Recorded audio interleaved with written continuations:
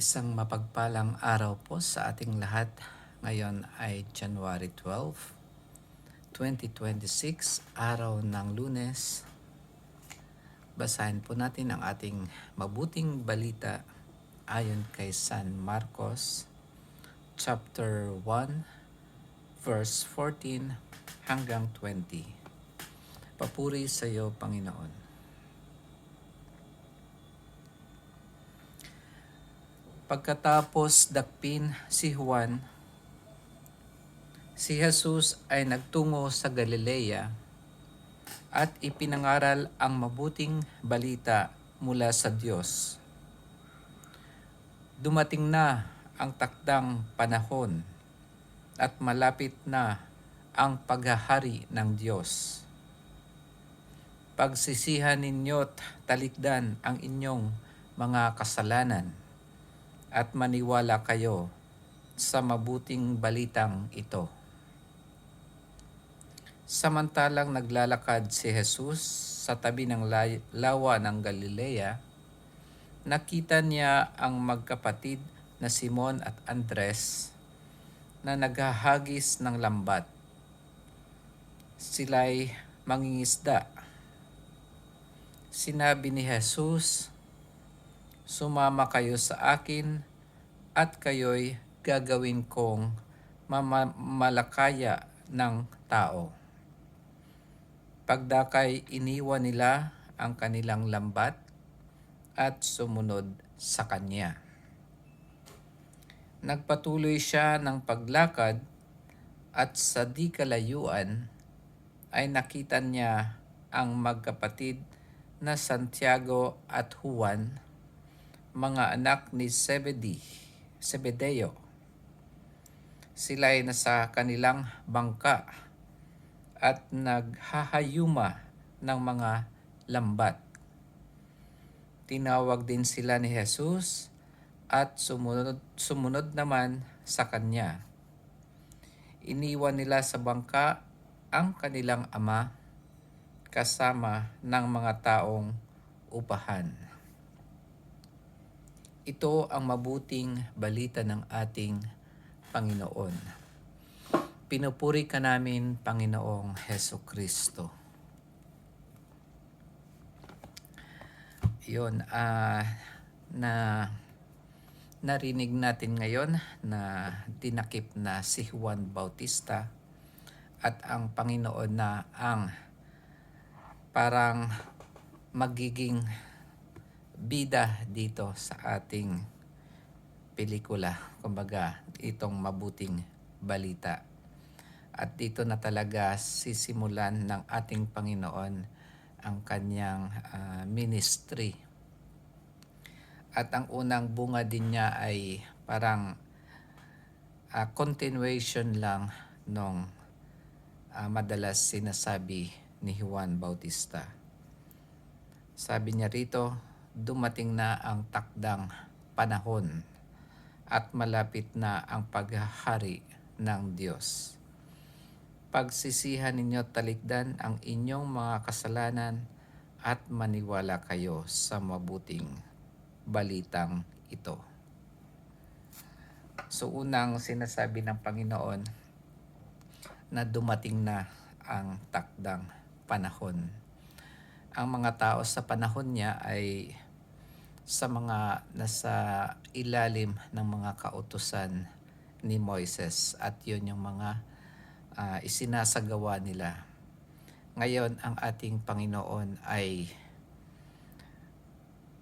magbibigay ng hindi naman panibago, kundi yung para mas lalong maintindihan ng mga tao kung ano talaga ang plano ng ating Diyos para sa ating lahat. Kumbaga ito ay magle-level up na. Kung sila ay panay gawa o sunod sa mga kautusan ni Moises, ito naman ay ang unang sinasabi ng Panginoon na malapit na ang paghari ng Diyos. Para tayo ay pagharian ng Diyos, kailangan nating pagsisihan at talikdan ang ating mga kasalanan. Tinatawag na sa Greek word na metanoia.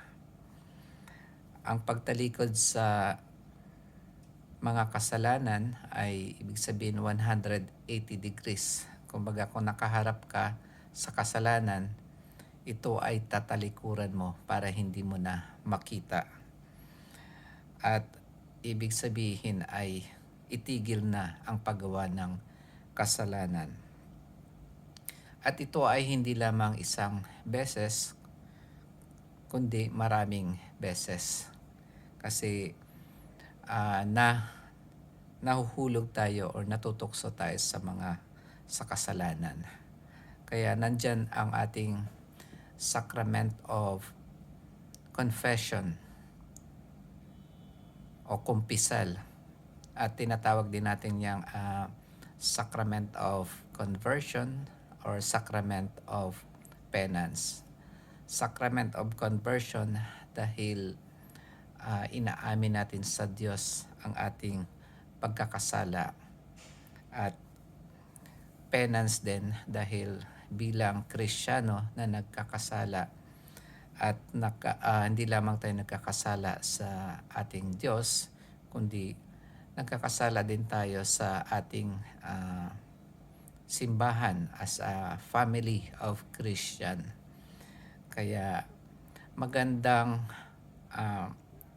malapit na ang Lenten season at ito yung unang-unang bungad ng ating Panginoon na pagsisihan natin ang ating mga kasalanan at maniwala tayo sa mabuting balita.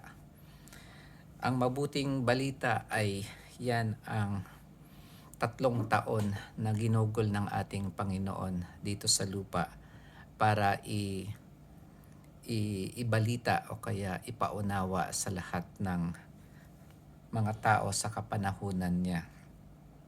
At dito natin maiintindihan sa pamamagitan ng pagbabasa natin ng Biblia ang mabuting balita na sinasabi ng ating Panginoon.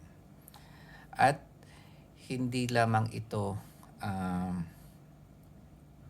kailangan ng ating Panginoon ang katulong para ipalaganap ang mabuting balita.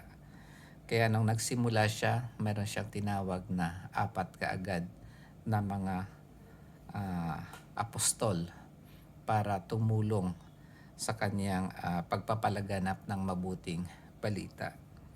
Pinili niya yung mga pangkaraniwang tao para malaman ng mga tao na ang kanilang ipapahayag ay hindi lamang sa ganang kanila o kaya ay sa kanilang angking karunungan, kundi dahil ito ay manggagaling sa Diyos mismo.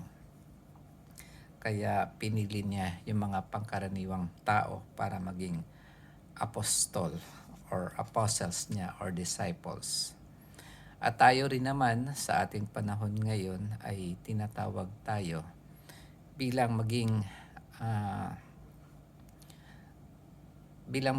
Kristo sa ibang tao, dahil tayong mga nakakakilala sa Panginoon ay magiging parang Kristo din sa ibang tao para ipaliwanag ang mabuting balita o ang paghahari ng Diyos. At yung pagtalikod dito ng mga unang apostles sa ating binasa ay masasabi natin dito sa pagbasa natin na biglaan.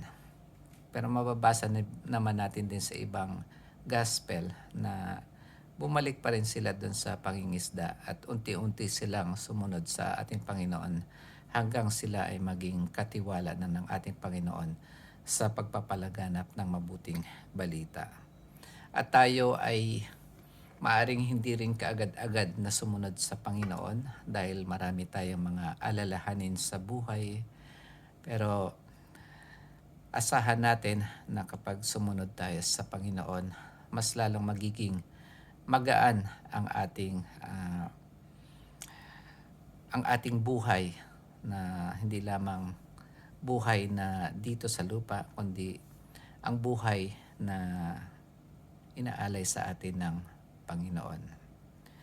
So yun lamang po mga kapatid, nawa ay meron kayong napulot sa aking ibinahagi at ini-encourage ko kayo na laging magbasa ng Bible kahit hindi nyo pa man yan maintindihan sa ngayon. Pero unti-unti para tayong unti-unti mapapansin nyo na talagang nililinis tayo ng Panginoon sa pamagitan ng kanyang salita na nakasulat dito sa Biblia. Yun lamang po mga kapatid, magkita-kita po tayo bukas at pagpalain po lagi tayo ng Panginoon. Amen.